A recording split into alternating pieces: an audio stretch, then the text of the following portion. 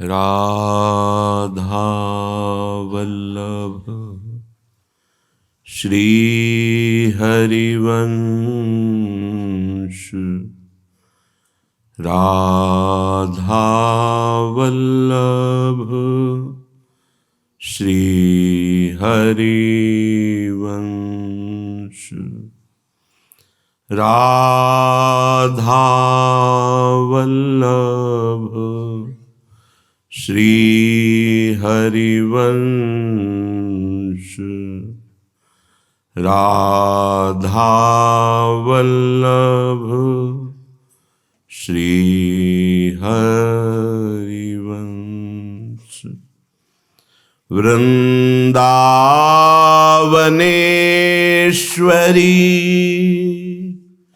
तवैव पदारविन्दम् प्रेमामृतैकमकरन्द रसौघपूर्णम्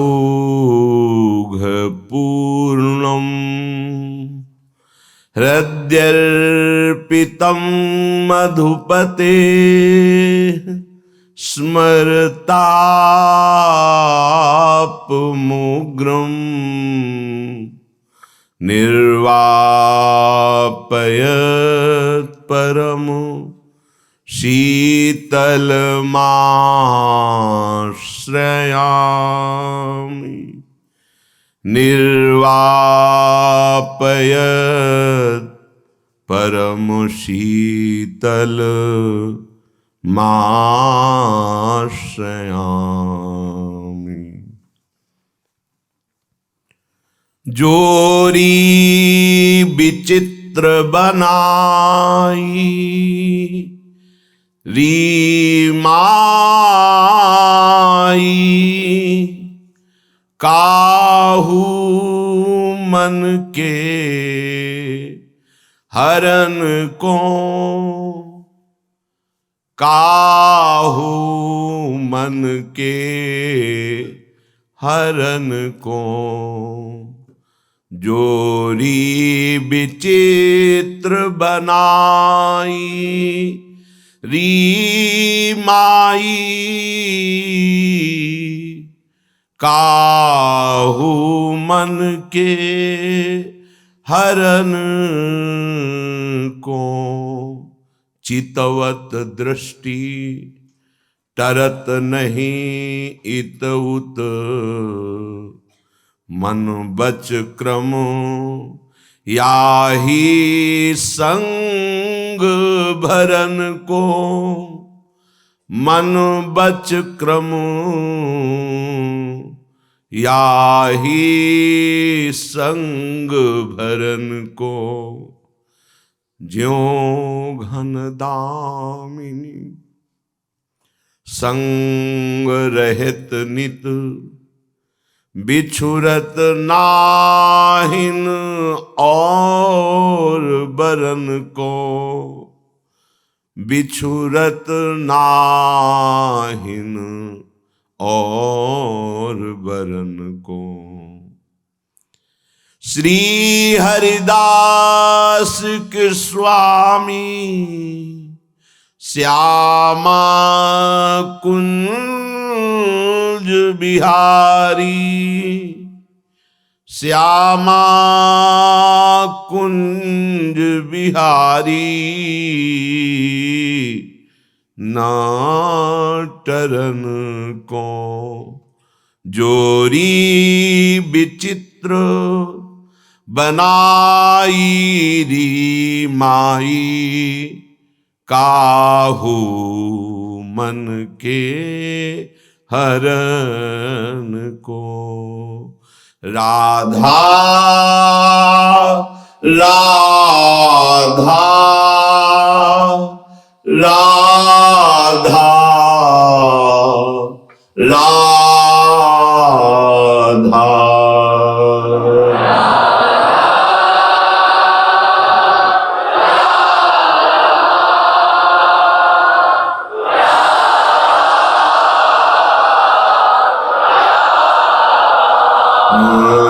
राधा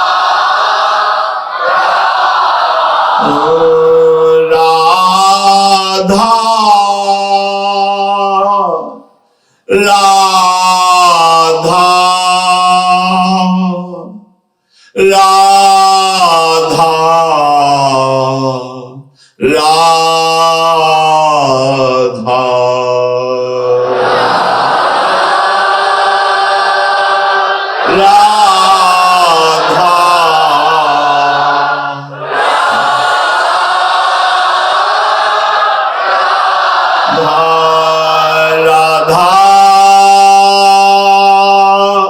राधा राधा राधा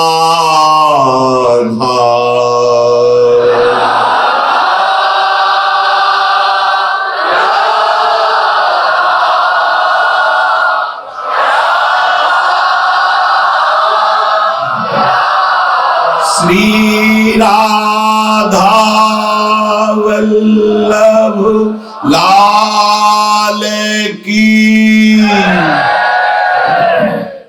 जय।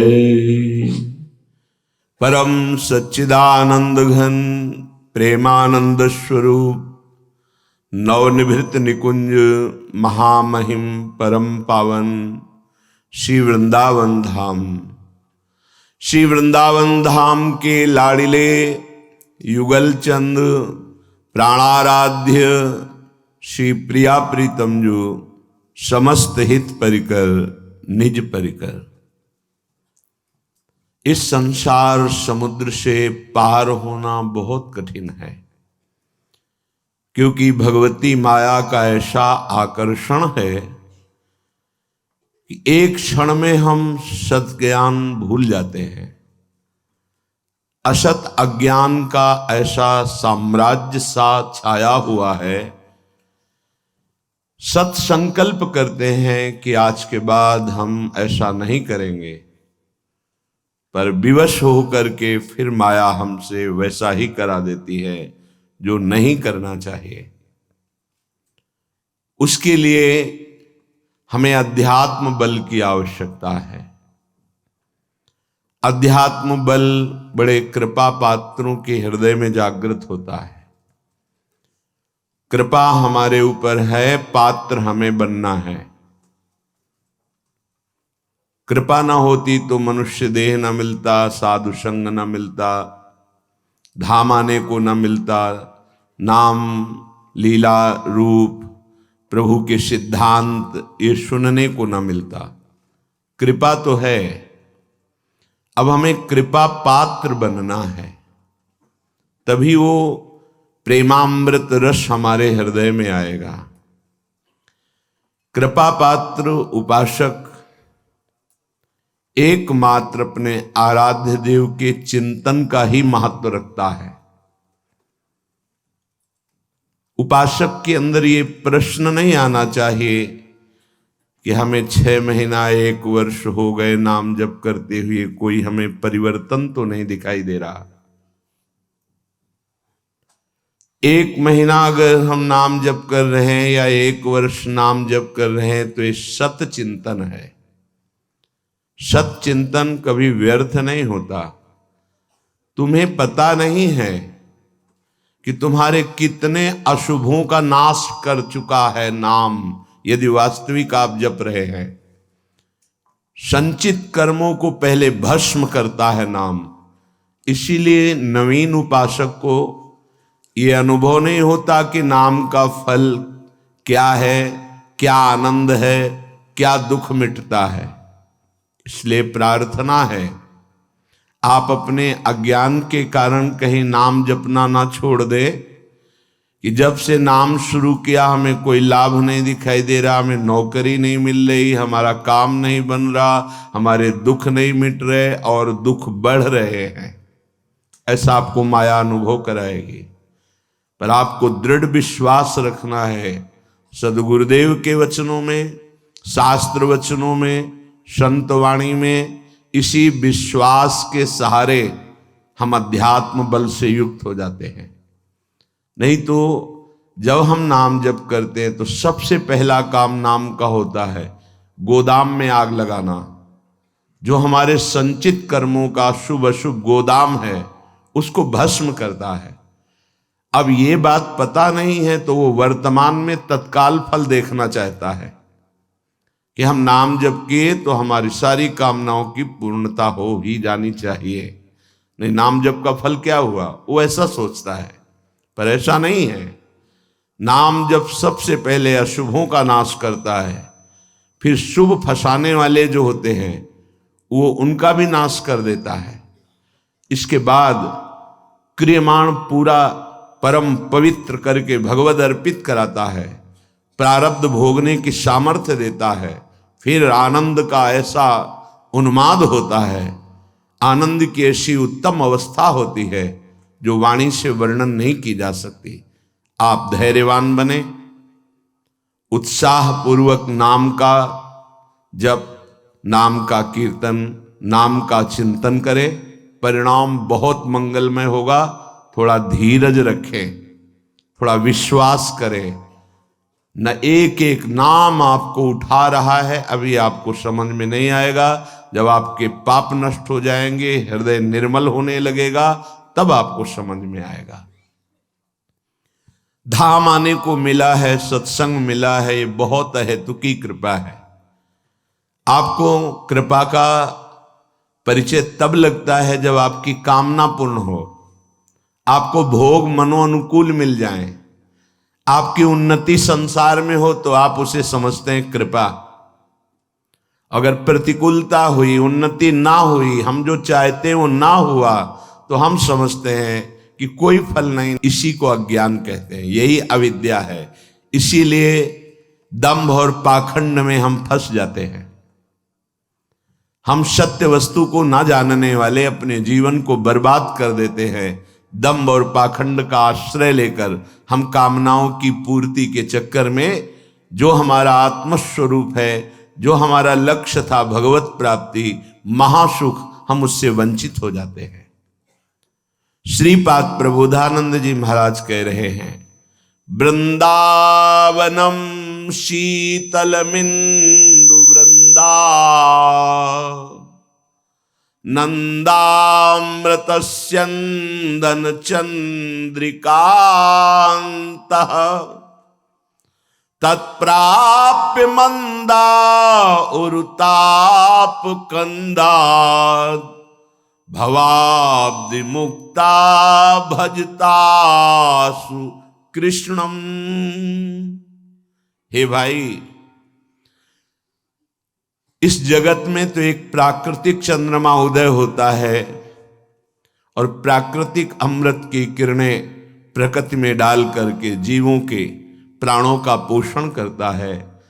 चांदनी प्रकाशित होती है, शीतलता देता है। लेकिन हमारे वृंदावन धाम में दो चंद प्रकाशित हो रहे हैं, युगल चंद श्री श्यामा श्याम जी। इनके प्रताप से प्रेमामृत का वर्षण होता है। यहां युगल चंद से संपूर्ण वृंदावन के खग मृग पशु पंछी लता और वृंदावन वासी इस प्रेमामृत परम शीतल परम सुखमय युगल चंद्र का सेवन करते हैं। इसलिए है भाई, तुम वृंदावन का आश्रय ले लो, तुम वृंदावन का वास स्वीकार करो। पर ये मंद भाग्य गण अनेक तापों की बीज स्वरूप अविद्या माया, इसमें जलते रहते हैं। ये युगल चंद की शीतलता का परिचय ही नहीं जानते हैं। हमारी प्रार्थना है, इस संसार में तुम फंस चुके हो, मुक्त होने की इच्छा करो। श्रीपाद कह रहे हैं, मैं मुक्त होना चाहता हूं। मान अपमान, सुख दुख, लाभ हानि, जन्म मरण, ये नाना प्रकार के दुख देने वाले द्वंद्व, कपट का यहां जाल बिछा हुआ है। कोई सच्चा प्यार नहीं करता। पाए जान जगत में सब जन कपटी कुटिल कलयुगी टंचु। इसलिए हे प्रभु, मैं इस दुख में संसार से मुक्त होना चाहता हूं। ये किसी भाग्यशाली के हृदय में बात आती है। श्रीपाद कह रहे हैं, बहुत ही सहज में तुम्हें इस संसार से मुक्त करके, प्रेम में आसक्त करके महासुख प्रदान करने की सामर्थ्य वृंदावन धाम रखता है। इसलिए आओ, तुम्हारा स्वागत है। एक बार वृंदावन आओ और बैठ करके शांति पूर्वक, एकाग्रता पूर्वक भगवत चरणारविंद की रति प्रदान करने वाले, मुक्त करने वाले सत्संग का श्रवण करो, मनन करो और आचरण में उतारो। तो तुम्हें श्री कृष्णचंद्र जी का शीघ्र ही वो भजन प्राप्त हो जाएगा जिससे परमानंद, जिससे प्रेमानंद, विज्ञानानंद घन ये अनुभव होगा। विषयानंद छूट जाएगा जो धोखे का है, और सच्चिदानंद तुम्हें प्राप्त हो जाएगा जिनका नाम श्री कृष्ण है। श्री प्रियाजू कृष्णचंद्रजू लालजू महाराज, प्रियालाल के चरणारविंद का प्रेम और उनका परिचय ये सब प्राप्त हो जाएगा। इस धाम में आने के लिए यदि तुम्हारे सदगुरु मना करें तो भी तुम्हें उनकी आज्ञा नहीं माननी। ये बात श्रीपाद प्रबोधानंद जी महाराज कई बार कहा है इस वृंदावन महिमामृत में, क्योंकि धाम परम गुरु है। किम नः सद्गुरु गौरवेन कुरुताम किम लोक लज्जाद्यनः किम वानोपयशो भयम न विषयो धर्मस्य कस्याप्यहम उन्मादीव शृणोम्यहम न सतसः शास्त्रस्य तद्विद्वचः श्री वृंदावन सदृशेन यद भूदाविष्टमुच्चैर्मनः। यदि तुम्हारे सदगुरु वृंदावनवाद का निषेध करें, वृंदावन आने का निषेध करें, तो उनके गौरव को नहीं रखना। किम न सदगुरु गौरवेन कुरुताम, न गौरवेन कुरुताम। यदि हमें धाम प्रिया प्रीतम से विमुख करने की बात कही जाए तो गुरु की भी बात न मानी जाए। गुरु बलि तजेव कंत ब्रज बनितन भे मुद मंगलकारी। तजेव पिता प्रहलाद विभीषण बंधु भरत महातारी। गुरु बलि तजेव कंत ब्रज बनितन भे मुद मंगलकारी। गुरु का संबंध है प्रियालाल के चरणारविंद में प्रेम कराना, उनके धाम में, नाम में, रूप में, लीला में रति करा देना।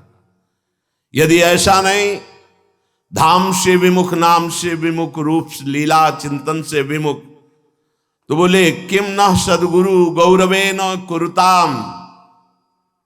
गुरुदेव का एक गौरव है हर उनकी आज्ञा का पालन करना। लेकिन यदि वो हमें धाम से विमुख करते हैं, प्रिया प्रीतम से विमुख करते हैं, नाम से विमुख करते हैं, लीला चिंत, तो गुरु किस बात के? न गौरवेन कुरुताम, फिर हम आपकी बात नहीं मानेंगे। जैसे बलि जी ने नहीं मानी। गुरुदेव ने कहा कि तुम जानते नहीं ये 3 पग पृथ्वी मांगने वाले कौन हैं, मैं इनको जानता हूं। ये सर्वलोक महेश्वर भगवान श्री हरि वामन रूप में तुम्हारे सामने भिक्षुक रूप में खड़े, मत देना, नहीं तुम्हारी सामर्थ्य नहीं कि तुम 3 पग दे सको, ये सर्वस्व छीन लेंगे।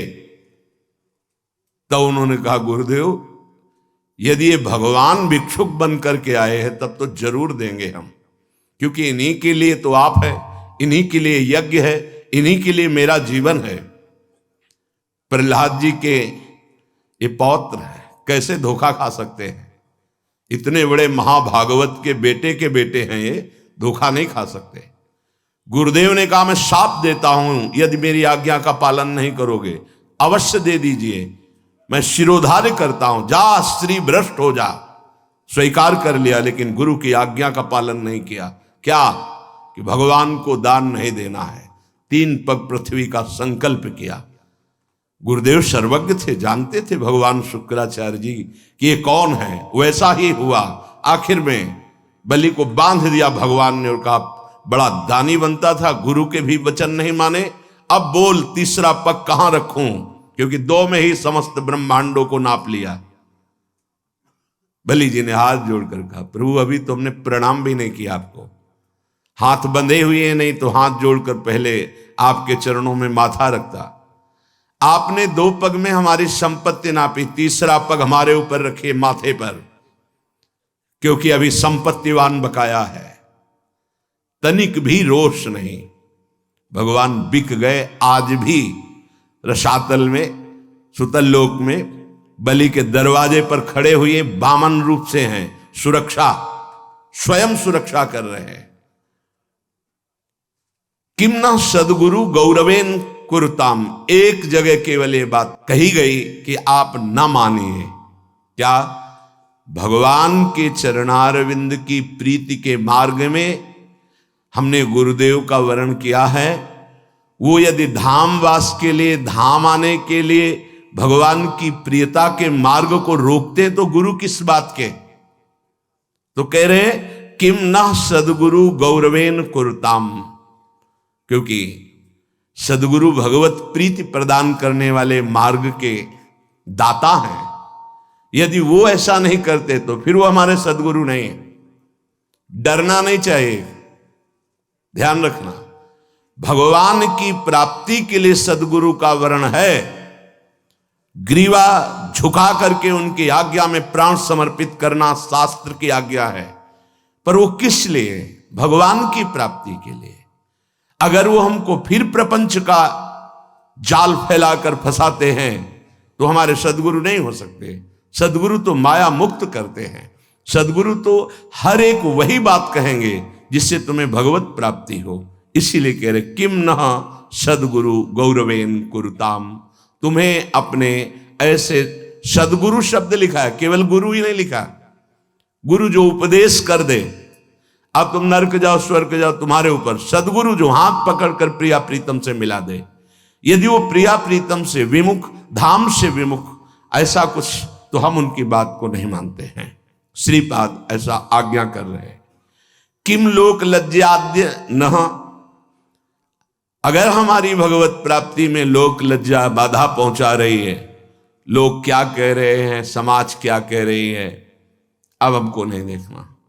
लोक लज्जा की भी हम तिलांजलि दे दीजिए। नहीं मतलब है हमें कोई लोक लज्जा से। ये श्लोक केवल केवल भगवत प्राप्ति के लिए, केवल, इसमें कोई तर्क की गुंजाइश नहीं। जब हम भगवत प्राप्ति के मार्ग में चलते हैं तो ये लोक बहुत बाधा पहुंचाता है। वृंदावन के बास को जिनके नाय हुलास, तिनको परस न कीजिए तज धूत को पास। वृंदावन के बसत ही जो करे अंतरान, तीसम शत्रु न और को मन बच के या जान। यदि हमें धाम वास में, धाम आने में, भगवत प्रीति के मार्ग में, नाम जपने में कोई भी संबंध बाधा पहुंचाता है तो हम उस संबंध को ही नहीं मानते हैं। जब गुरु के संबंध को कह दिया तो फिर माता पिता पुत्र परिवार संसार की अन्य संबंधों की तो महिमा ही नहीं है इस कोटि की जैसी गुरु की महिमा है। जब कह दिया किम न सदगुरु गौरवेन, तो फिर किसके गौरव को रखना है? मुझे इस जन्म में भगवत प्राप्ति करनी ही है। पहला श्लोक जो आज वर्णन हुआ वो यही, तत्प्राप्य मंदा उर्ताप कंदात भवाब्धि मुक्ता भजतात कृष्णम। अब मैं इन तीनों तापों में नहीं जलूंगा, अब मैं भजन करके सच्चिदानंद भगवान को प्राप्त करूंगा, श्यामा श्याम को प्राप्त करूंगा, चाहे कोई मेरे मार्ग में आ जाए। अब किसी की मान मर्यादा में मैं फंसने वाला नहीं। प्रीति न काहू की कान विचारे, मार्ग अपमार्ग विथकित मन को अनुसरत निवारे। ज्यो सरिता सावन जलोमगत, सन्मुख सिंधु सिधारे। ज्यो नादहि मन दिए कुरंगन, प्रगट पार धी मारे। अब चाहे जान चली जाए, चाहे भीषण विपत्ति आवे, कोई मुझे सहारा न दे, पर मैं इस जन्म में भगवत प्राप्ति करूंगा। किसी के गौरव को नहीं मानूंगा, न लोक लज्जा की, न अन्य कोई किसी की आज्ञा जो भगवत विमुख कर दे मुझे। ये इसके लिए तत्पर रहना चाहिए। हम भगवत साक्षात्कार का अगर दृढ़ नियम ले लें तो हमको वो बात किसी की नहीं माननी जो भगवत साक्षात्कार से विमुख कर दे। किंवा नोप यशो भयम, मुझे अब इसकी भी चिंता नहीं कि हमारी निंदा होगी, नहीं, अब कोई परवाह नहीं। प्रीति न काहू की कान विचारे। इसमें विद्या अविद्या का कोई प्रश्न ही नहीं है। ये विद्या और अविद्या दोनों से परे पराविद्या है। जब किशोरी जी करुणा करें तो ये समझ में आवे। आप तो इस बात की साधना करते मैं ब्रह्म हूं, या साक्षात ब्रह्म जिनके आगे कर जोड़े खड़ा है, कैसे महिमा जानोगे? जिनके चरणों की आराधना करके ब्रह्म भाव पुष्ट होता है, वो जगत गुरु भगवान श्री कृष्ण है। जिनकी श्वासों से वेद प्रकट हुआ, उसी वेदों के शिरोभाग को उपनिषद कहते हैं, वही उपनिषद तत्वबोध कराते हैं। जिनकी श्वासों से वेद प्रकट हुआ, जिन्होंने स्वयं प्रकट होकर गीता गायन किया, जिन्होंने स्वयं प्रकट होकर श्री कृष्ण द्वैपायन भगवान व्यास देव जी के रूप में वेदों का विस्तार किया, वो भगवान जिनके आगे हाथ जोड़े खड़े हैं, वो पराविद्या राधा नाम धारण करने वाली हमारी स्वामिनी हैं, जिनको राधा कहा गया, जिनकी आराधना स्वयं श्री कृष्ण करते हैं, वो राधा। कैसे समझ में आएगा? प्रीति न काहू की कान विचारे। अब परवाह नहीं कि लोग क्या कहते हैं, अब परवाह नहीं कोई कह दे तुम्हें नरक मिलेगा, पक्का स्वीकार। पर प्रियालाल के साथ श्री राधिका रत निकुंज मंडली तत्व तत्व हृदय में विराजताम, यत्र यत्र मम जन्म कर्म भिन्न नारके परमे पदे थवा। अब परवाह नहीं, प्रेमी किसी की परवाह नहीं करता। ये श्लोक बहुत बेपरवाही का है। वृंदावन धाम से प्रेम, प्रिया प्रीतम के नाम और रूप से प्रेम, लीला से प्रेम, आप प्रेम की मर्यादा रहेगी, अन्य किसी की मर्यादा नहीं। यहां तक कि वेदान्नप सन्नस्तिसा केवलम अवच्छिन्न अनुरागम लभते, जो वेद का भी भली भांति त्याग कर देता है, वो अखंड प्रेम को प्राप्त होता है। ये प्रेम है। अब मुझे परवाह नहीं कि लोक निंदा करता है, पक्का। हर मार्ग के पथिक का विश्राम भेष स्थल गुरुपद संन्यास है। ब्रह्मचर्य से नैष्ठिक ब्रह्मचर्य, ब्रह्मचर्य से गृहस्थ, गृहस्थ से वानप्रस्थ, वानप्रस्थ से सन्यास, नैष्ठिक ब्रह्मचर्य से महावाक्य, महावाक्य से सन्यास। सन्यास आश्रम हर मार्ग का गुरु है। और परम सन्यासी श्रीपाद प्रबोधानंद जी महाराज, जिनके हजारों की संख्या में सन्यासी शिष्य, वो बोल रहे हैं वृंदावन की रज का जब सेवन किया और प्रेम रस अनुभव में आया, तब ये जो वृंदावन महिमामृत आप सुनते हैं, ये उनके हृदय से प्रकाशित हुआ है। वो कह रहे हैं कि मेरी बात मान लो, जो गुरुदेव प्रियालाल से विमुख करें, हमें उनकी बात नहीं माननी, हमारे साथ धोखा हो जाएगा। लोक लज्जा में, लोक में जितने संबंध हैं, वो यदि हमें भगवत प्राप्ति के लिए रोकते हैं, तो हम उनकी बात नहीं मानते। जाके प्रिय न राम वैदेही तजिए ताहे कोटि वैरीशम यद्यपि परम स्नेही। बात समझनी है, हमारा जीवन भगवत प्राप्ति के लिए है। अब हमारी निंदा करे संसार, इसकी भी मुझे परवाह नहीं। न विषयो धर्मस्य कस्याप्य हम, कोई हमसे ये कहे कि तुम तो धर्म से भ्रष्ट हो गए, तुम्हारा धर्म था ये करना ये करना ये करना, नहीं, तुम्हारी बात सत्य है, मैं धर्म से भ्रष्ट हो गया हूं, लेकिन परम धर्म में आके टिक गया। सावै पुंसाम परो धर्मो ये तो भक्ति अधोक्षजे। जहां श्री श्यामा श्याम की प्रेम लक्षणा भक्ति हृदय में धारण कर ली, अब नहीं, त्यज लोक धर्मान, तुम्हारा कथन सत्य है, क्योंकि हमने लोक धर्म का त्याग करके भागवत धर्म के शिरोभाग में विराजमान प्रेम धर्म का आश्रय लिया है। श्रीपाद कह रहे, आप कोई ऐसा मुझे कहे कि तुम धर्म भ्रष्ट हो, तो इसकी भी मुझे चिंता नहीं। उन्मादी विश्रणोम्य हम, मैं उस प्रेम उन्माद की तरफ जा रहा हूं जहां किसी की बात ही नहीं सुनी जाती। न सतसा शास्त्रश्च तद्विद वचः, ना तो मैं हजारों शास्त्रों की बात सुनूंगा और न शास्त्रज्ञ विद्वानों की बात सुनूंगा। अब तो सिर्फ श्यामा श्याम के प्रेम में उन्माद धारण करूंगा। क्या अद्भुत निष्ठा प्रेम की। उन्मादी श्रणों में हम न, मुझे मत सुनाना क्योंकि मैं नहीं सुनूंगा। क्यों? क्योंकि मैं प्रेमोन्माद में पहुंच रहा हूं। न किसी विद्वान की बात सुनूंगा, न किसी शास्त्र की बात। अब केवल हमारी श्रवण इंद्रिय सुनना चाहेगी कैसे प्रिया प्रीतम से प्रेम हो। श्री वृंदावन सदृशेन यद भूदा विष्टमुच्चैर मनहा, मैं वृंदावन के उत्तम प्रेम रस नित्य विहार रस का भजन करने वाला हूं।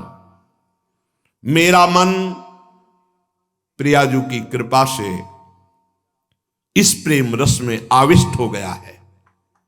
अब मेरे लिए वृंदावन से उत्तम कोई नहीं। क्योंकि वृंदावन ने मुझे प्रियाजू प्रदान किया, प्रियाजू के चरणों का प्रेम प्रदान किया, राधा नाम प्रदान किया। अब किसी की कोई मर्यादा नहीं, प्रेम की अपनी स्वयं की मर्यादा है कि वो किसी की मर्यादा नहीं रखता। प्रीति न काहू की कान बिचारे, ये प्रेम है। प्रीति की रीति रंगीलो ही जाने। अगर प्रेम का सही रूप कोई जानता है तो प्रभु श्री कृष्ण जानते हैं। इसलिए वो मर्यादा पुरुषोत्तम के रूप में जब अवतरित हुए तो एक एक मर्यादा का पालन। और जब लीला पुरुषोत्तम प्रेमावतार श्री कृष्णचंद्र जी, तो महाराज की लीलाओं को समझना सदगुरु की चरण शरण में बैठकर ही हो सकता है। जो रसिक हैं, जो लाडली लाल के रस में डूबे हुए रसिक सदगुरुदेव हैं, उनके चरणों के समीप बैठकर ही इनकी लीला समझ सकते हैं। नहीं, इनकी लीला बड़े बड़े मुनियों के लिए भी अगोचर ही है। न देवैर ब्रह्मादेर न खलु हरि भक्तैर न सुहृदा, ये स्वयं बाके हैं, इनकी लीला भी बाकी है।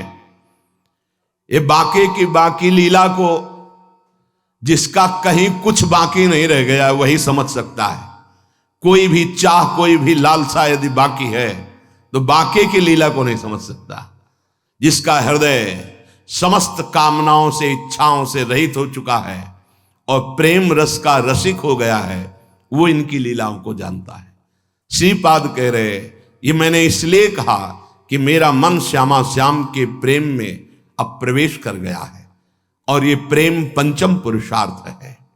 तो उपासक को बड़ी कृपा यदि वृंदावन धाम आने को मिले, आश्रय मिले, वास करने को मिले, उसमें विशिष्ट कृपा के सत्संग मिल जाए। सत्संग से हमारे समस्त संशयों का नाश हो जाता है और हृदय दृढ़ हो जाता है कि अब मैं मुक्त होना चाहता हूं। जीवन मुक्त महापुरुष ही प्रेम में प्रवेश होता है, ध्यान रखना। प्रेम रस तभी प्राप्त होता है, पहले प्रेम जीवन मुक्त करता है, तत्वबोध कराता है। सर्वान वस्तु तया निरीक्ष परम स्वाराध्य बुद्धिर्मम, जो उपनिषद कहते हैं सर्वम खलमिदम ब्रह्मणे नानास्ति किंचन, इसका पहले बोध होता है, फिर प्रेम रस प्राप्त होता है। जीवन मुक्त करके विदेह स्थिति से फिर वो प्रेम प्रदान करते हैं। जैसे पांचों भूले देह शुद्धि, ये विदेह स्थिति है। तब छठे भावना रास की, तब वो भावना में प्रवेश करता है। इतनी ऊंचाई हम अपने साधन बल से नहीं प्राप्त कर पाते, ये गुरु कृपा बल से। तभी कहा है, रे मन रसकन संग बिन रंच न उपजे। एक साधारण बिना साधन जानने वाले को भी प्रियाजू मिल गए। क्यों? क्योंकि सीधे रसिक कृपा और आसक्ति मेरी लाडली, मेरी प्रियाजू। वो दुनिया के शास्त्रों का परिचय नहीं जानता, सिद्धांतों का परिचय नहीं जानता, बस उसके हृदय में एक बात बैठ गई, मेरी प्रियाजू, मेरी स्वामिनी, मेरी प्राण प्रिय सखी लाडली जू, बात बन गई। ये जन्म बंधन से, कर्म बंधन से मुक्त होना बहुत कठिन विषय, बहुत कठिन। जब शास्त्रों का स्वाध्याय करो तब पता चलता है। तभी कहते हैं भगवत प्राप्ति अत्यंत कठिन, पर वो गलत शब्द है। भगवत प्राप्ति अत्यंत सरल। संसार का राग, शरीर का राग छोड़ पाना बड़ा कठिन। इसीलिए परिणाम को वो कठिन बोल देते हैं। परिणाम को कठिन बोलने से घाटा हो जाएगा, हम डर जाएंगे कि हम भगवत प्राप्ति नहीं कर पाएंगे। हमें उत्साह रखना है कि भगवत प्राप्ति बहुत सरल है। कठिन है शरीर संसार का राग छोड़ना, और इसकी जिम्मेवारी है गुरुदेव की। बस आप उनके कथनानुसार चले तो शरीर और संसार के राग का नाश हो जाएगा। परमार्थ का स्वरूप कल के सत्संग में वर्णन किया गया कि उपासक चाहे वो गृहस्थ हो या विरक्त, यदि इस मार्ग में उन्नति प्राप्त करना चाहता है तो किसी के स्वभाव या कर्म की ना तो प्रशंसा करे और ना निंदा करे। क्यों? जब वो गलत कर रहा है तो निंदा क्यों ना करें? तुम क्रिया को देख रहे हो लेकिन पावर को नहीं देख रहे। पावर गोविंद है उसमें, सामर्थ्य गोविंद है उसमें। उपासक उपास्य देव को देखता है, क्रियाओं को नहीं देखता। बोले नहीं, बहुत गंदा आदमी, उससे हम भगवान कैसे मान सकते हैं? तो गंदा उसकी क्रिया को लेकर के है, लेकिन परम कारण तत्व जो बैठा है वो निर्विकार, चेतन, अमल, सहज सुख राशि, उसको क्यों नहीं देखा? तुम क्रिया देखने वाले संसारी नहीं हो, तुम तत्व का दर्शन करने वाले भगवत भक्त हो, उपासक हो, जिज्ञासु हो। जैसे है हम छाया को देखकर, कल ध्यान कीजिए सत्संग का, छाया को देखकर भ्रम हो जाता है कोई है क्या, ठूंठ को देखकर भ्रम हो जाता है भूत है क्या, रस्सी या टायर को देखकर हमें भ्रम हो जाता है ये सर्प है क्या, पर वहां कुछ नहीं होता। वो ठूंठ है, वो रस्सी है, वो आपकी छाया है। ठीक ऐसे ही पूरे संसार में आपके सिवा कुछ नहीं है। सच्ची माने आपको भ्रम होगा, कैसे ऐसे हो सकता है? जैसे स्वप्न में आपके मन के सिवा कुछ नहीं था, तो उसमें दुश्मन भी थे, मित्र भी थे, भोग भी था, ना जाने क्या क्या था, पर जब जगे तभी वो झूठा समझ में आया ना। स्वप्न में तो आपको सब सत्य लग रहा था, ऐसे ही अज्ञान से युक्त होने के कारण आपको ये नानात्व तो सत्य लग रहा है। स्त्री पुरुष, अच्छा बुरा, नीच उत्तम मध्यम, ये आपको लग रहा है। श्री भगवान कह रहे हैं, बहुत गूढ़ प्रसंग है। अगर आज का प्रसंग समझ लेंगे तो प्रियाजू के चरणों में लिपट जाएंगे कि मेरे बस की बात नहीं। ध्यान से सुनिएगा। आत्मैव तदिदं विश्वम सृज्यते सृजति प्रभु। बहुत सुंदर विषय। भगवान ने अपने आप से अपने आप का सृजन किया है, दूसरा कुछ नहीं। आत्मैव तदिदं विश्वम सृज्यते सृजति प्रभु त्रायते त्राति विश्वात्मा ह्रियते हरितीश्वरः। उसने अपने आप से अपने आप को बनाया। त्रायते त्राति विश्वात्मा ह्रियते हरितीश्वरः, और अपने आप से अपने आप की रक्षा की, पालन किया। और फिर ह्रियते हरितीश्वरः, फिर अपने आप से अपना संहार किया। यह है सत्य विषय। उद्धव तस्मान्नहात् बनोन्यस्मा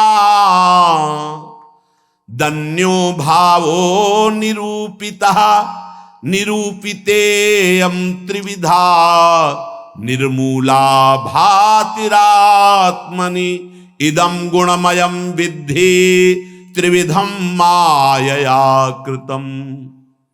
इसलिए उद्धव तुम सच्ची बातें समझो। मैं अपने आप से अपने आप को रचा, अपने आप से अपने आप का पालन किया, और अपने आप से अपने आप का संहार कर लूंगा। किसको दोष दर्शन दें, किसकी निंदा करें, किसकी प्रशंसा करें? कोई दूसरा हो तब ना।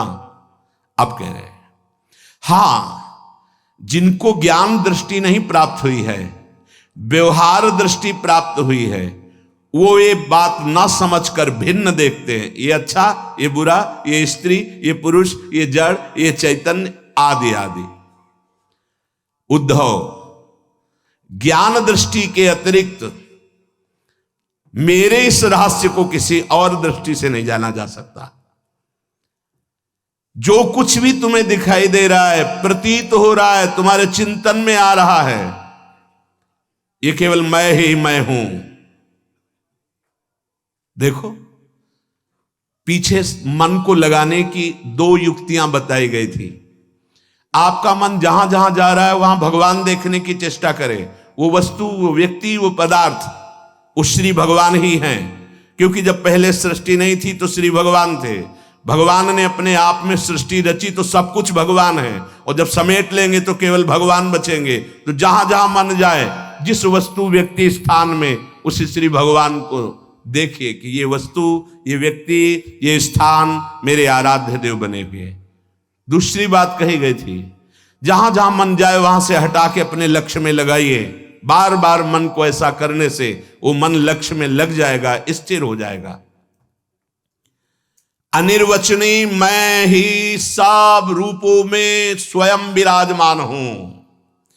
इसलिए मेरी सृजन लीला देखकर, मेरी पालन स्थिति लीला देखकर और मेरी संहार लीला देखकर मेरा भक्त विचलित नहीं होता, क्योंकि मैं स्वयं का सृजन, पालन और संहार कर रहा हूं। ये जो तीन प्रतीतियां हो रही, सृजन, पालन, संहार, अध्यात्म, अधिदैव, अधिभूत, ये बिल्कुल निर्मूल हैं। जैसे माया, जैसे स्वप्न में कुछ नहीं था, वैसे ही माया के द्वारा कुछ नहीं है। न सृजन है, न पालन है, न संहार है। मान सकते हो? मलिन अंतःकरण अज्ञान की स्थिति में कैसे मान पाओगे? ना होने पर यह प्रतीत हो रहा है। कैसे? ये तीन गुणों के प्रकाश से, सतोगुण, रजोगुण, तमोगुण के प्रभाव से दृष्टा, दर्शन, दृश्य, ये त्रिविधता पैदा हो गई। ऐसी त्रिविधता को मिटाने के लिए हमें मानव जन्म मिला है, साधना मिली, किसी और को पाने के लिए नहीं, अपने आप को जानने के लिए। एतद् विद्वान मदुदितम ज्ञान विज्ञान नैपुणम न निंदन्ति न च स्तौति लोके चरति सूर्यवत्। जो मेरे इस परमार्थ सिद्धांत को जान जाता है, वो ज्ञान विज्ञान में उत्तम स्थिति को प्राप्त हुआ महात्मा ना कभी किसी की प्रशंसा करता है, ना किसी की निंदा करता है। वो सूर्य के समान पूरे त्रिभुवन में समभाव से विचरता है। प्रत्यक्षेणानुमानेन निगमेनात्म संविदा आद्यंतवद सज ज्ञात्वा निसंगो विचरेदिह।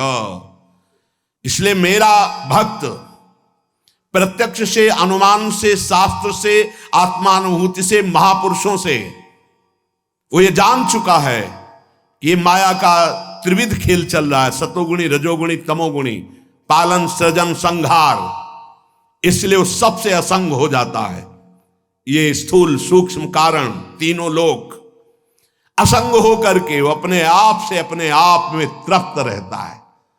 धन्य है ऐसा महापुरुष जो अपने आप में तृप्त रहता है, वो असंग भाव से विचरता है। उद्धव जी को एक प्रश्न यहां परेशान करने लगा मन में कि आत्मा अविनाशी चैतन्य घन, शरीर जड़ नाशवान, फिर ये जन्म किसका होता है, फिर मरण किसका होता है? प्रश्न कर बैठे। बहुत सुंदर प्रश्न है और बहुत सुंदर उत्तर है। यदि आप समझ पाए तो आप प्रियाजू के चरणों में भाग पड़ेंगे, क्योंकि आपकी समझ के परे की बात है। लाडली जो मेरी तो कुछ समझ में नहीं आया, बस मैं तो यही कह रहा हूं, हमारी महारानी श्री राधा रानी।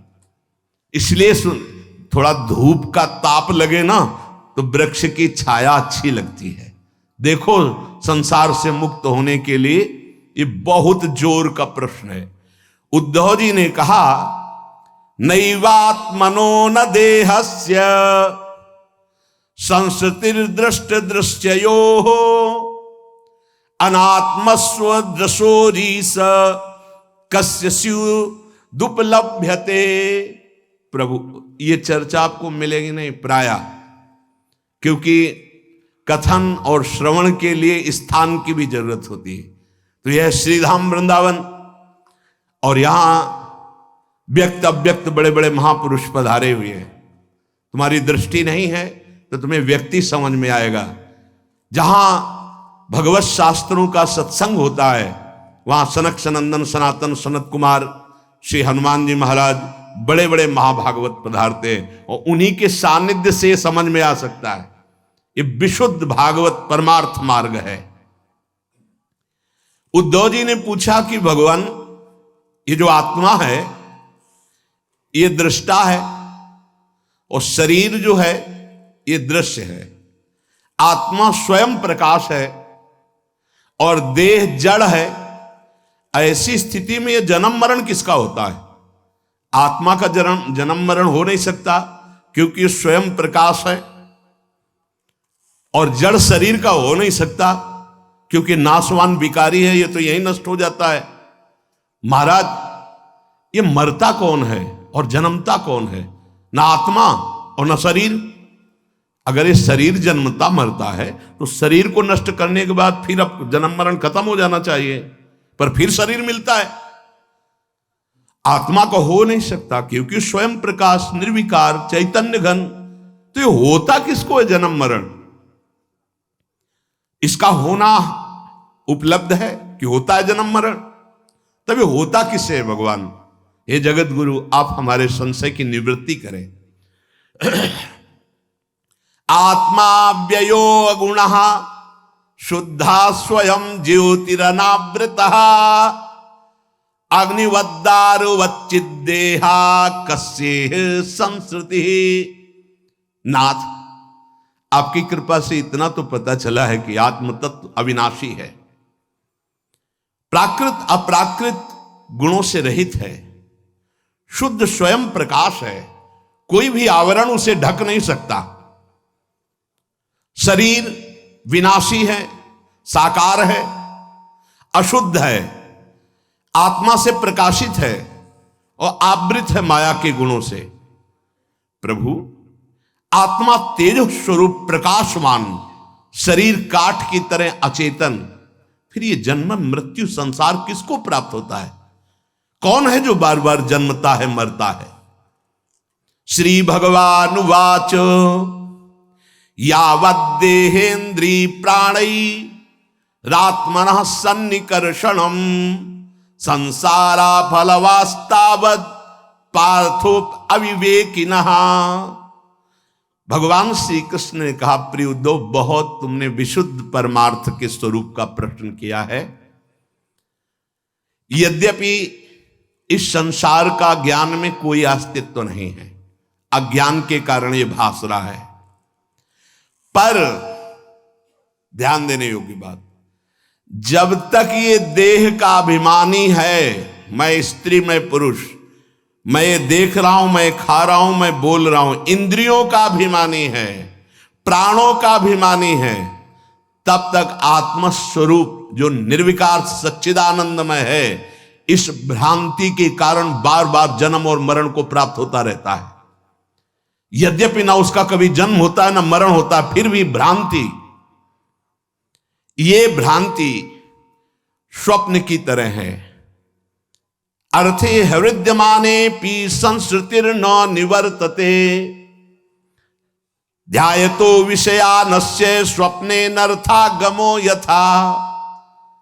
जब तक इसको ये भान रहता है कि मैं स्त्री हूं, मैं पुरुष हूं, मैं अपनी इंद्रियों से भोग रहा हूं, मैं ये भोगा हूं, ये भोगूंगा, ये उसकी भ्रांति ऐसे है जैसे स्वप्न में। और स्वप्न में प्राप्त हुआ सुख दुख जब तक जागता नहीं तब तक सत्य भासता है। स्वप्न की विपत्तियां या स्वप्न का सुख कोई भी सत्य नहीं है, पर वो जब तक जगाया नहीं जाएगा तब तक उस विपत्ति या सुख को भोगता रहेगा। ऐसे ही बिल्कुल न जन्म है न मरण है, आत्म तत्व निर्विकार, शरीर भ्रमात्मक त्रिगुणात्मिका माया से रचा हुआ। पर जो साधक, जो मनुष्य अपने को स्त्री या पुरुष मानकर और विषय भोगों का चिंतन करता रहता है, वो अज्ञानी स्वप्नवत भोगों में फंसा हुआ जन्म मरण रूपी संसार से कभी निवृत्त नहीं हो सकता। पहली बात, जो नींद में देख रहा है स्वप्न को, तो उसमें सब सत्य उसे भास रहा है, पर जो जग करके फिर चिंतन किया तो उसे झूठा नजर आया। तो जगना है भगवान के प्रेम में, भगवान के विशुद्ध तत्व ज्ञान में। उद्धव जी जब तक जगा नहीं है तो उसका परिचय है शोक हर्ष भय क्रोध लोभ मोह स्पृहादय अहंकारस्य दृश्यन्ते जन्म मृत्युश्च नात्मनः। बार बार इससे शिकार होना पड़ेगा मृत्यु का, काल का। किसे? जिसके हृदय में अहंकार है। ये बहुत खतरनाक चीज है। अहंकार सब में है, केवल महाभागवत भगवत प्रेमी महात्मा में नहीं या शुद्ध तत्ववेत्ता ज्ञानी में नहीं। दो के अलावा सब में है ये, थोड़ा कम है थोड़ा ज्यादा है, वो बढ़ता घटता साधन के अनुसार। लेकिन पूर्ण अहंकार रहित होने का मतलब जीवन मुक्त महापुरुष।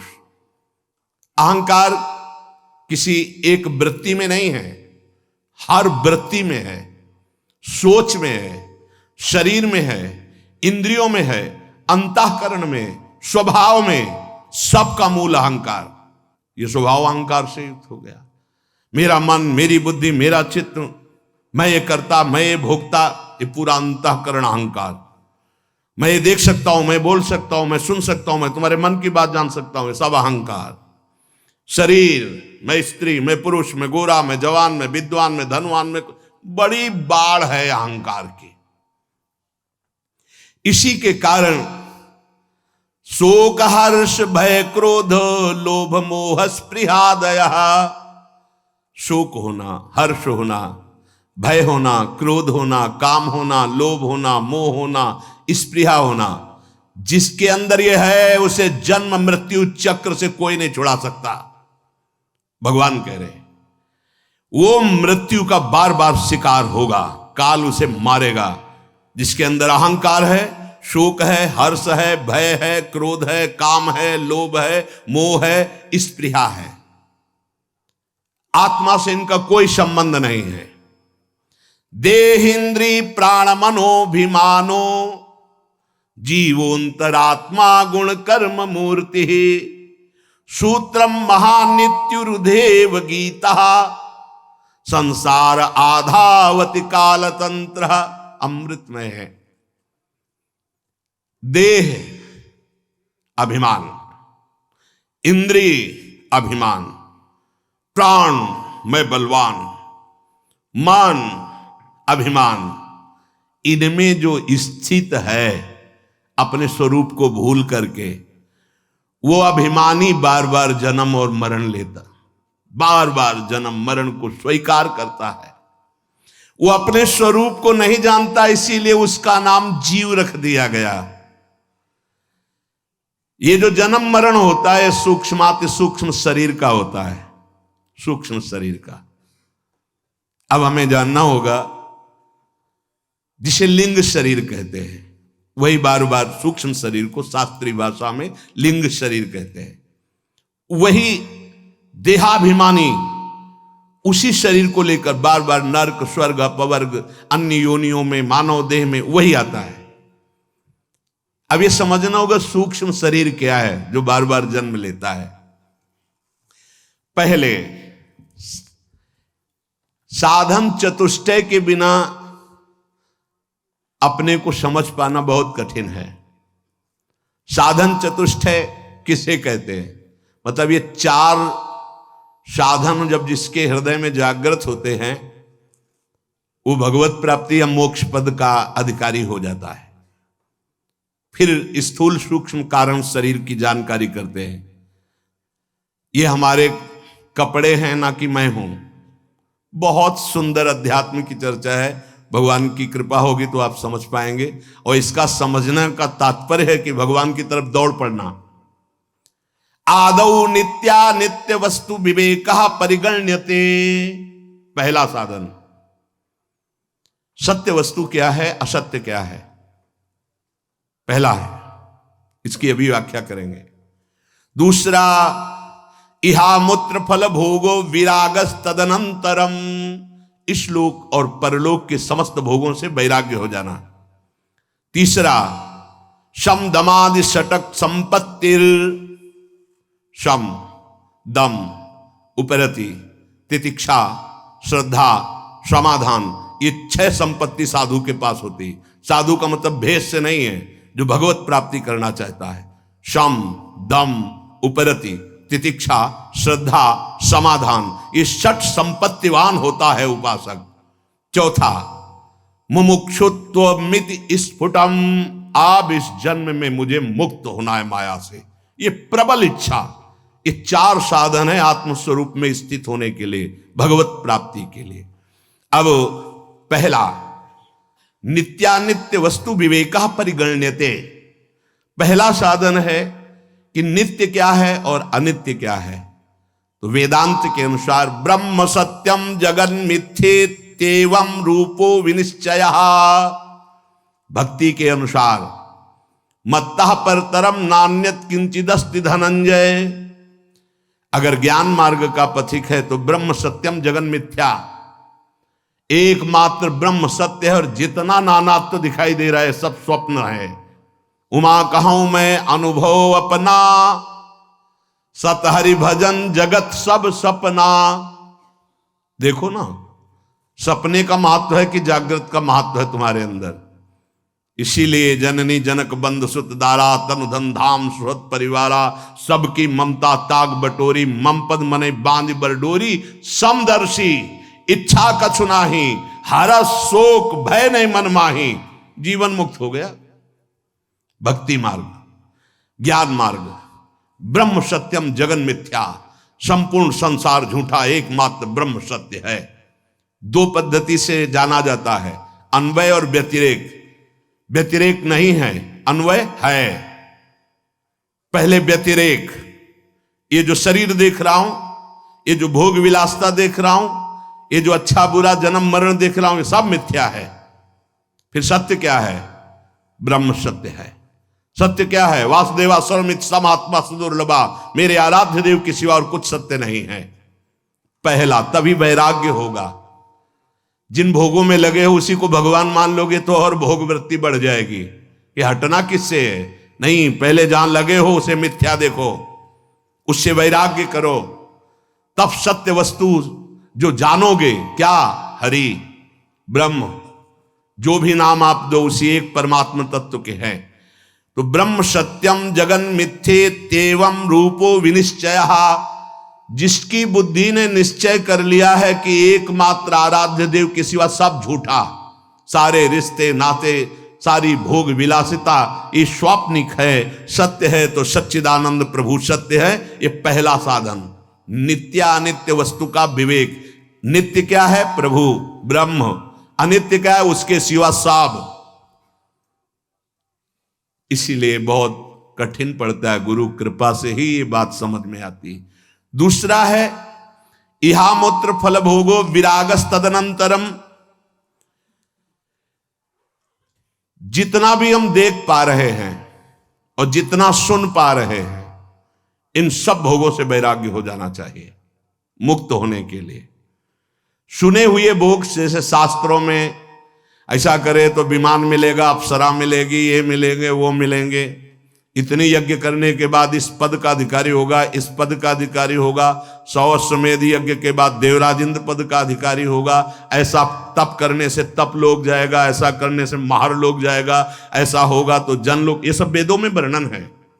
ऐसा करने से वो ब्रह्मलोक को जाएगा। आ ब्रह्म स्तंभ पर्यंतम सर्वम मायामयम जगत।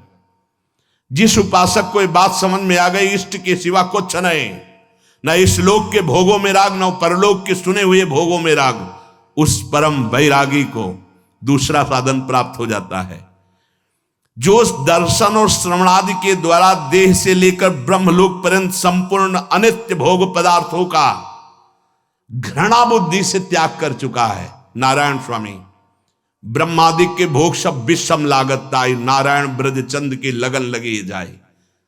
समझो कितना कठिन है भोगों का राग। यहां से ही नहीं, यहां से लेकर ब्रह्मलोक तक कोई भी भोग उतरे और तुम्हारा मन चलायमान ना हो, उतरता है, उसे दूसरा नहीं जानता, वही उपासक जानता है जो जिस कोटि का होता है।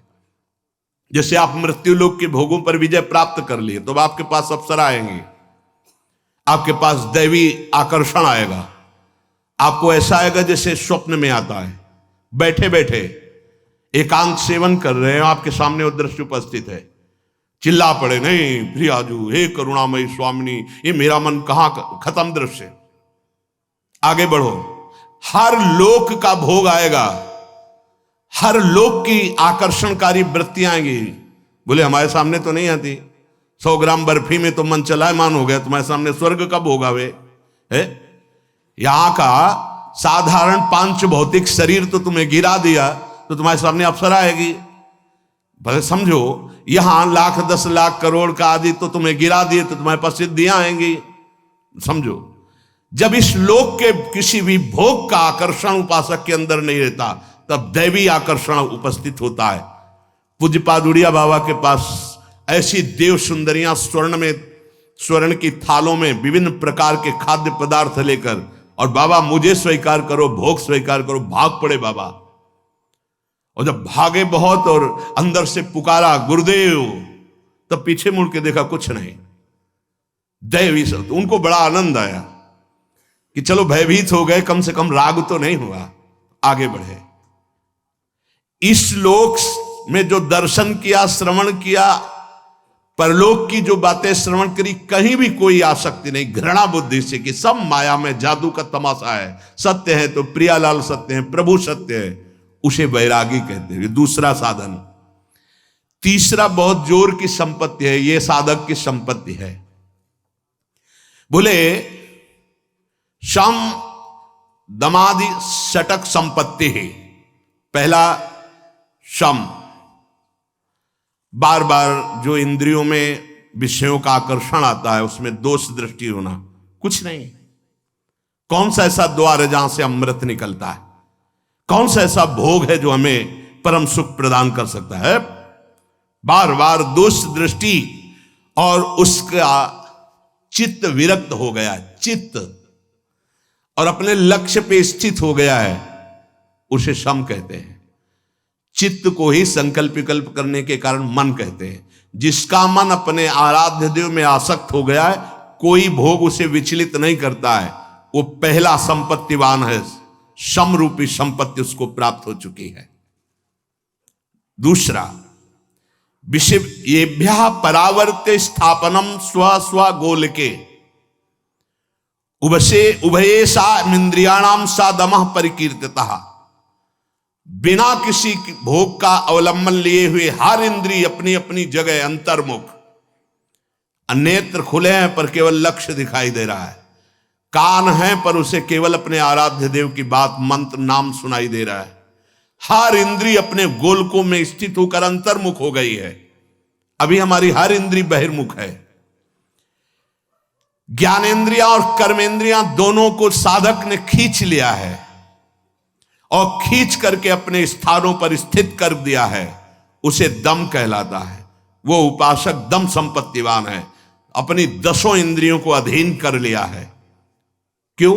क्योंकि शम में ही पहले घृणा हो चुकी है, यहां से लेके ब्रह्मलोक तक के भोगों से दोष दृष्टि हो गई है उसकी। उन भोगों से उसको किंचन मात्र भी सुख की आशा नहीं रही, तो इंद्रियां अपने आप अंतर्मुखी हो गई। वो दम स्थिति को प्राप्त हो। बोले तुम में दम हो तो करके दिखाओ। तो सच्चा दम यह है कि अपनी इंद्रियों को, चाहे ज्ञानेंद्री चाहे कर्मेंद्री, वो भोगों से हटा करके सच्चिदानंद अपने लक्ष्य में स्थित है।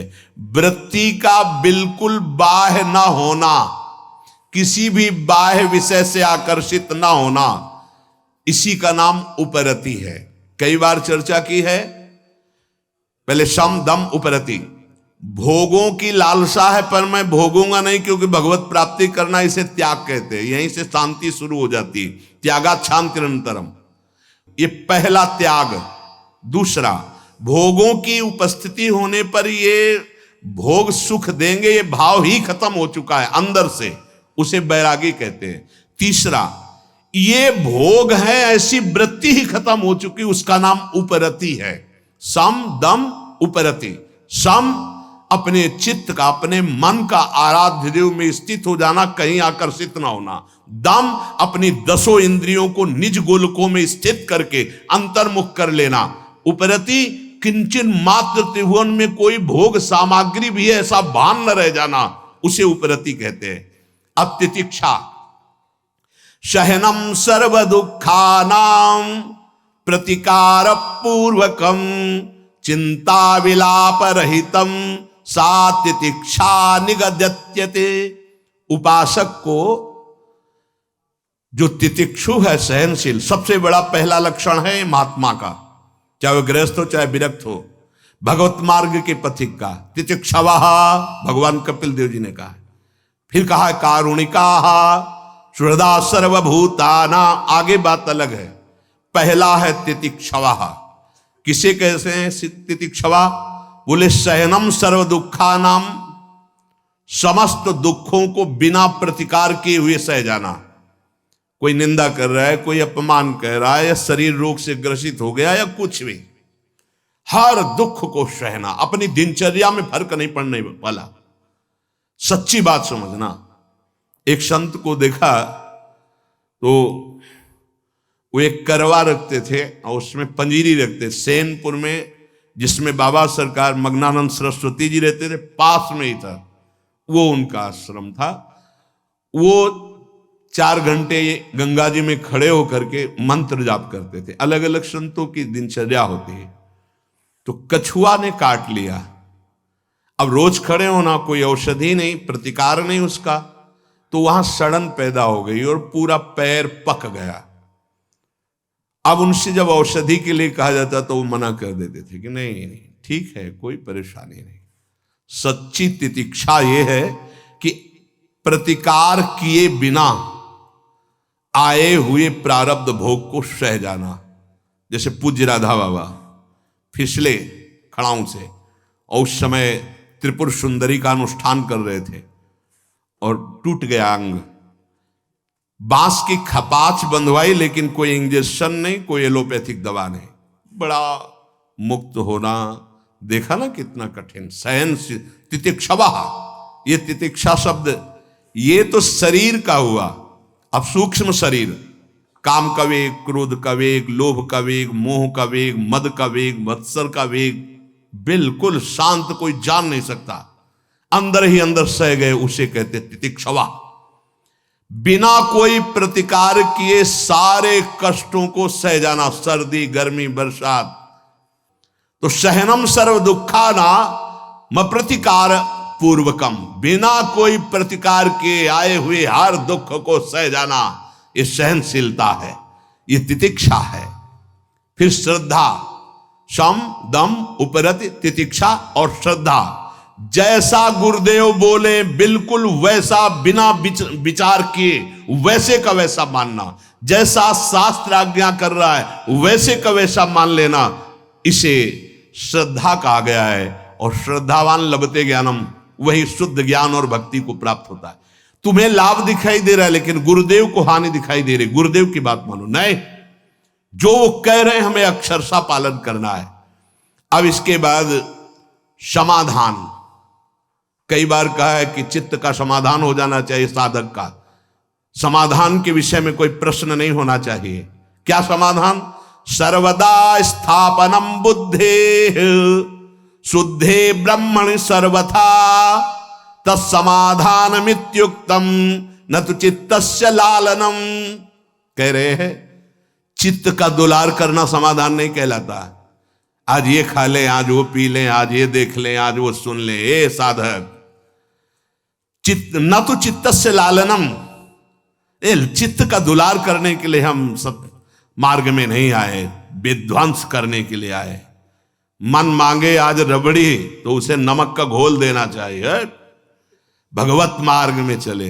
ये किसको बुला रहे हो, किसको बढ़ा रहे हो? उठा के पटक देगा तुम्हें जिसको खवा रहे हो, जिसको खवा रहे हो तुम्हें उठा के पटक देगा सतमार्ग से अलग, दुश्मन को नहीं। हाँ, जब तक मन विषयाभिलाषी तब तक दुश्मन, और जब मन विषय रहित वो तो इंद्रियाणाम मनश्चास्मि, साक्षात श्री कृष्ण है। इच्छाओं की पूर्ति करने वाले साधक का कभी समाधान नहीं होता, ध्यान रखना। इसीलिए कहे न तो चित्तस्य लालनम, अपनी बुद्धि से जब निश्चय कर लिया कि सत्य वस्तु केवल परमात्मा है, प्रियालाल है, तो उसी में स्थित रहे। और जथा लाभ संतोष सदा काहू सो कछु न चाहूंगो, बिना चाहे रबड़ी आ गई तो जय राधा वल्लभ लाल की, और बिना चाहे नमक रोटी मिल रही तो जय राधा वल्लभ लाल की। चाह किसी भोग की नहीं, और बिना चाह के जो भी है प्रारब्धानुसार आया, उचित विचार करके कोई परास्त नहीं कर सकता।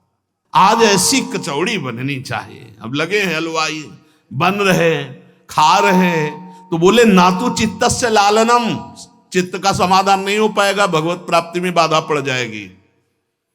जरा विचार करके देखना भाई, कसौटी है ये परमार्थ की, न तो चित्तस्य लालनम। जब ये बात आती है कि आज हमको ये चाहिए, तो पूर्ति तो हरि गुरु कर देंगे, लेकिन बहुत असंतोष होता है। सच्ची मानना, आपको सिर्फ प्रभु चाहिए, इसके अलावा जा ही न चाहिए कबों कछु। तुम्हारे मुख से नहीं निकलना चाहिए, मन में भले आ जाए। तुम्हें गंभीर रहना चाहिए। क्या पाओगे आज? कुछ नहीं। नहीं, कुछ तो आप पाओगे, जो प्रिया जो दे देगी जूठन वही पालेंगे। इसके सिवा शब्द नहीं निकलना चाहिए। शब्दों में सुधार करो, शब्दों में सुधार करो। वाणी से परिपक्व बनोगे तब मन से परिपक्व हो जाओगे। तुम्हारा मन कह रहा है लेकिन तुम्हें नहीं कहना। आज उत्सव है, आप सब मिलकर बताइए क्या पवाया जाए। नहीं जी, कुछ नहीं। नहीं कुछ तो फिर जो आप दे देंगे श्री जी की जूठन वो पालेंगे। इसके अलावा शब्द नहीं होना चाहिए कि आज इनका जन्मदिन है, आज अमुक चीज बननी चाहिए। ये अमुक चीज श्री जी के लिए बननी चाहिए। आपकी अगर भाषा भी निकले, आज हमें मन करता है कि श्री जी को आज ये पवाया जाए क्या? हाँ हाँ, ये श्री जी को पवाया जाए। ये तो बात समझ में आ गई। नहीं, आज अमुक उत्सव है, आज अपने लोग ये पाएंगे। गए आप समझो, साधन से चले जाओगे।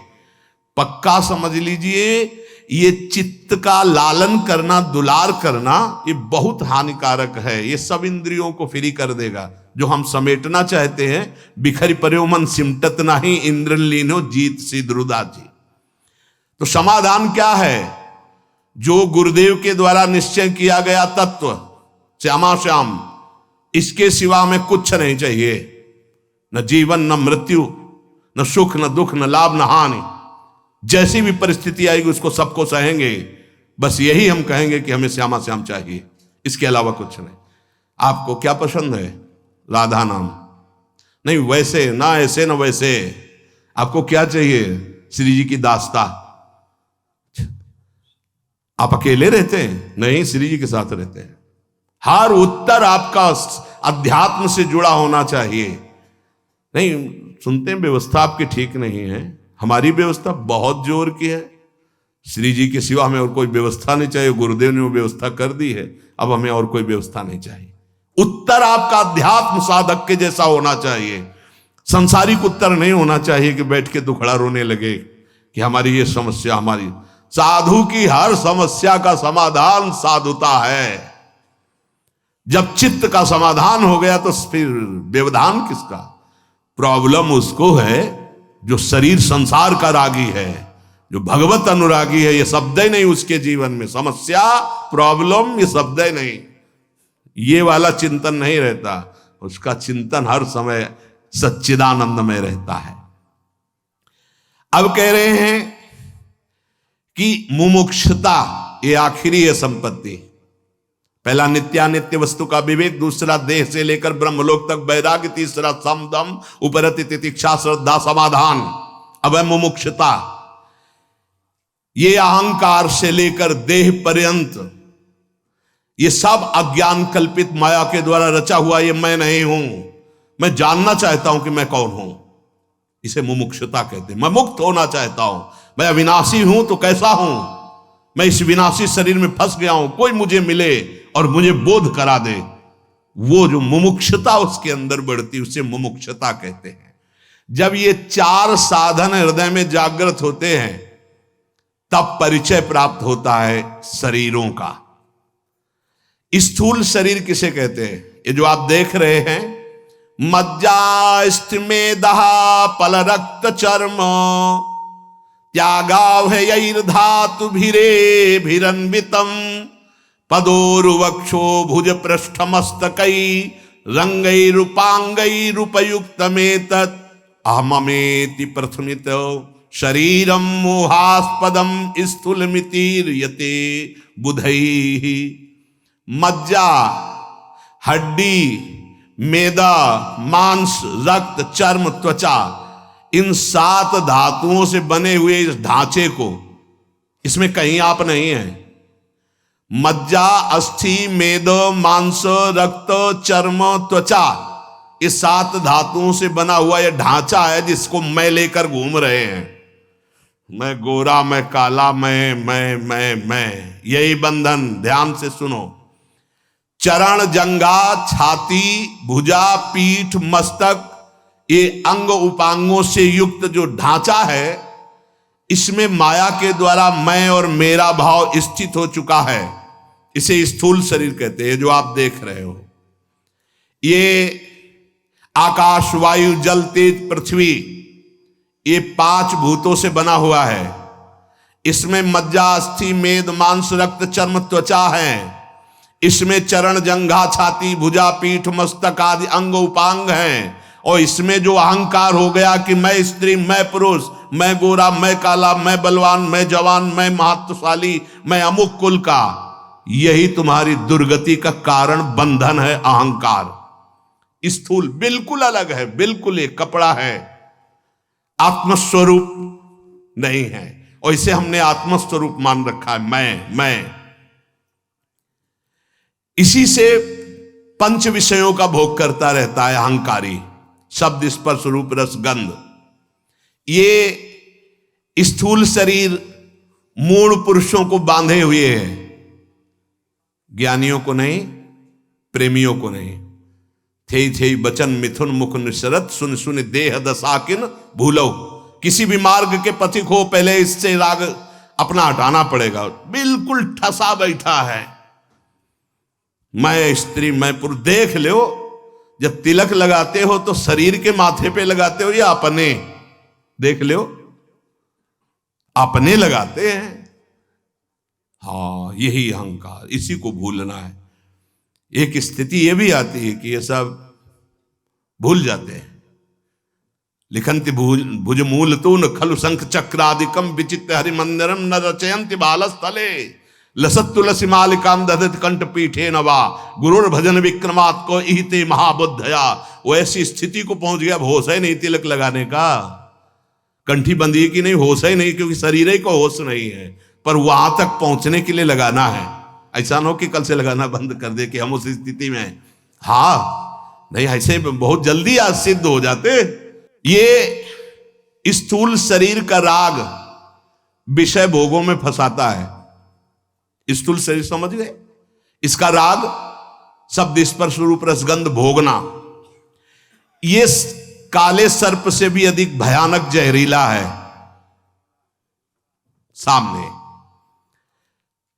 अब उसकी व्याख्या कह रहे कि काला सर्प डसेगा तो जब डसेगा तभी मरोगे, एक ही शरीर नष्ट होगा। ऐसे देख ले तो मर जाएगा, सूंघ ले तो मर जाएगा, छू ले तो मर जाएगा। क्या? शरीरों का राग। बोले 1 जन्म नहीं 7 जन्म तक, जन्म जन्म नहीं जन्म जन्म, क्या बोलता चला जा रहा है। शरीर राग कैसे बोल रहा है? हम जी नहीं सकते तुम्हारे बिना। क्या हुआ? बोले देख लिया, मर गया। क्या हुआ? बोले छू लिया, मर गया। सांप ने तो डसा तो एक शरीर नष्ट किया, और ये अनंत जन्मों से आसक्ति चली आ रही। स्त्री आसक्ति, पुरुष आसक्ति, भोग आसक्ति, श्रवण, देखना, क्या क्या सब प्रपंच। आंख से देखने वाले तक को मार देगा यह विषय। सौबरी जी 50 ब्याह, अजामिल पूरी जिंदगी बर्बाद। वो तो पुत्र के बहाने नारायण, देख लेने से मार देगा, डसने की जरूरत नहीं है। हाँ, शरीर में पूरा विषय विष भरा हुआ है। आकर्षण, आसक्ति, राग। बीछी के पूंछी बसे, बिच्छू के तो पीछे केवल डंक में जहर है, और मुख में बसे भुजंग। सांप के केवल मुख में है, मुख भर न डसने पावे तो खिलौना है, वो कुछ नहीं है। केहर के नख में बसे, सिंह के पंजों में विष है, वो मार दे तो मूर्छित हो जाओगे। और पांचभौतिक शरीर के सब अंग में जहर है। इसकी रचना ऐसी हुई है, सब अंग में। देख लिया तो मर गए, छू लिया तो मर गए, भोग लिया तो मर गए। मर गए, अब जी नहीं सकते, ऐसे दलदल में फंस गए, भोगना ही पड़ेगा। अब कोई निकला हुआ महापुरुष तुम्हें निकाल ले तो निकाल ले, नहीं। ये भोगों का दलदल ऐसा है कि बातें बनाते रहो, कसम खाते रहो, भोगते रहो। पक्की बात, गंगा मैया और जमुना मैया और भगवान और चाहे जिसकी कसम खा लो, जिस दिन भोग सामने आएगा परास्त करके बैठ जाएगा आपको। आपके चित्त में गिरा के बैठ जाएगा। ये बड़े बड़ों की बात है, छोटे की बात नहीं। इसे कहते हैं स्थूल शरीर, जिसे आपने अभी सुना। जब कोई स्थूल शरीर का राग रखकर इस परमार्थ में आता है तो उसे ये परमार्थ ऐसे लील जाता है, परमार्थ को ऐसे लील जाता है जैसे तैर कर जाने वाले को मगरमच्छ लील जाता है। शरीर रागी। फिर क्या होता है? दंभ और पाखंड। परमार्थ पाई भर नहीं होता और पूरा किलो भर पाखंड अंदर बैठ जाता है। बिल्कुल पक्का समझ लो, शरीर राग। शरीर राग ही नष्ट करना बैरागी का पहला धर्म है। कहीं और भाग के जाने की जरूरत नहीं, सत्संग में भाग के आने की जरूरत है। सत्संग से ही सर्व संगोपहो ही माम। नहीं, चाहे जितनी गुफा में बैठ जाओ, इसका राग बना रहेगा। जिसने गुरु कृपा से प्राप्त विवेक और वैराग्य के तलवार से इस शरीर राग रूपी ग्राह को नहीं मारा, वो इस संसार समुद्र में तत्काल लील लिया जाएगा, आगे कदम परमार्थ में नहीं चल पाएगा। और जिसने गुरु कृपा पात्र बन करके विवेक रूपी तलवार से इस शरीर राग को नष्ट कर दिया, वो सुखपूर्वक संसार समुद्र से पार हो जाता है। इस विषय मार्ग में चलने वाले मलिन बुद्धि देहाभिमानी को पद पद पर मृत्यु जैसा दुख देता है। ये शरीर, ये भोग, ये नशा, ये पाप कर्म, ये आचरण मरा जा रहा है। वो प्रतिपल जल रहा है, प्रतिपल मर रहा है।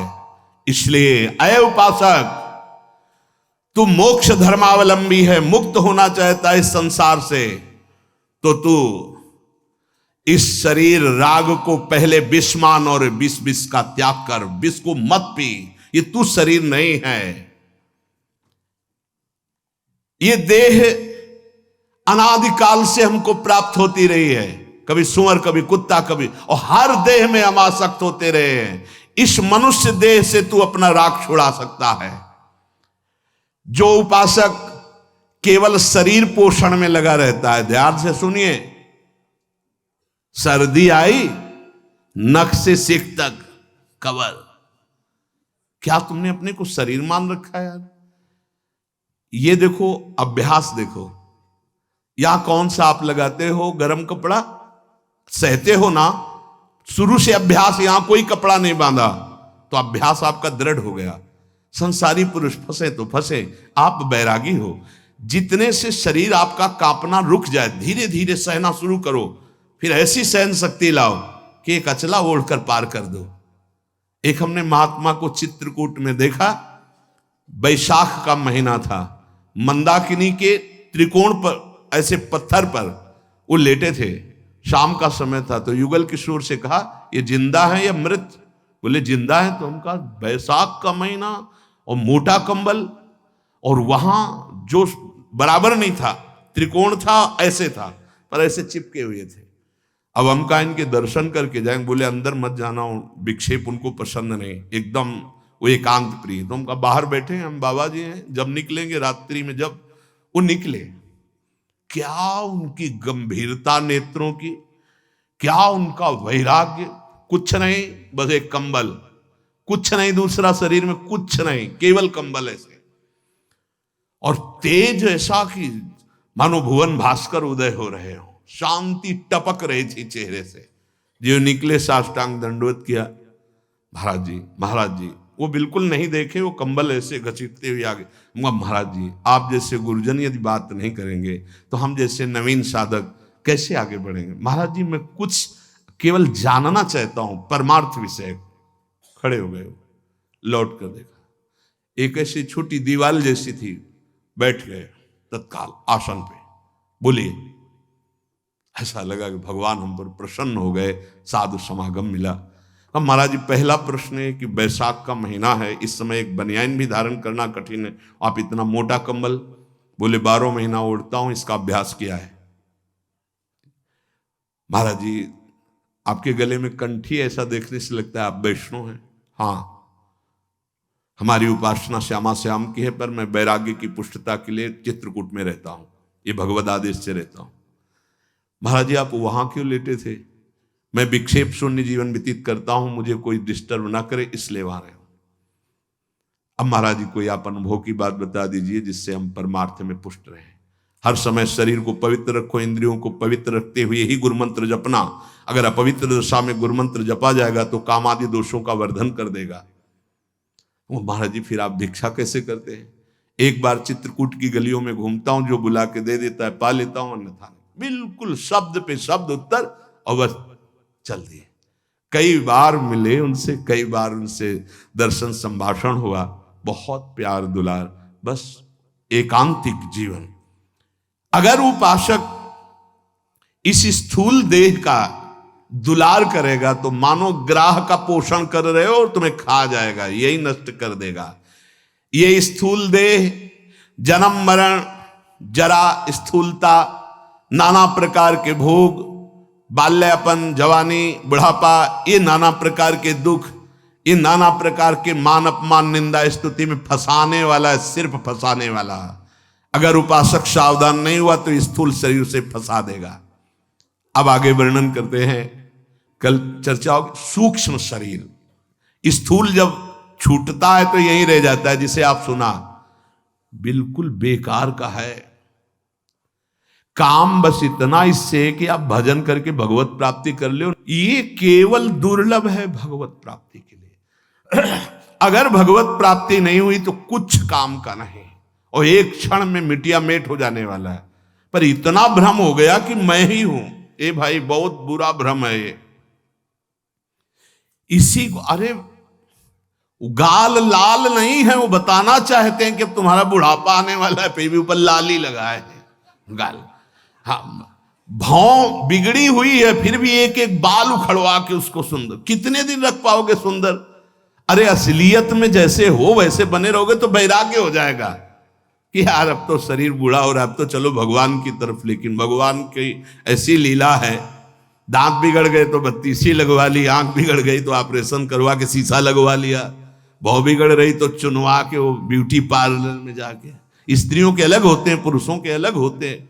ए भाई काहे को धोखे में पड़ रहे हो? ये तुम नहीं हो, तुम बहुत सुंदर हो, क्योंकि सुंदरता के समुद्र के तुम अंश हो, तुम अविनाशी हो, तुम अमृतमय हो। ये चमड़े की चिकनाहट तुम नहीं हो, ये नष्ट हो जाएगी, आज नहीं तो कल नष्ट हो जाएगी। इससे काम बना लो, केवल ये गाड़ी है, ये केवल भगवत प्राप्ति के लिए गाड़ी है। अगर भगवत प्राप्ति न करके विषय मनोरंजन बाजार की तरफ गया तो ये किसी काम का नहीं है, पक्की बात समझ लो। मरने के बाद पशुओं का शरीर काम में आ जाता है, उनके चमड़ा, उनकी हड्डियां, इसका कुछ काम में आने वाला नहीं, और ये क्षण भंगुर किसी भी समय नष्ट हो सकता है। भगवत प्राप्ति कर लो, इसकी यही सार्थकता है। अगर नहीं समझ पाए तो भोगों में फंसा देगा। शरीर राग तुम्हारा अगला जन्म तय कर देगा, नष्ट कर देगा। तो स्थूल शरीर तो यहीं छूट जाता है, सूक्ष्म शरीर का अभिमान सहित अगला जन्म होता है।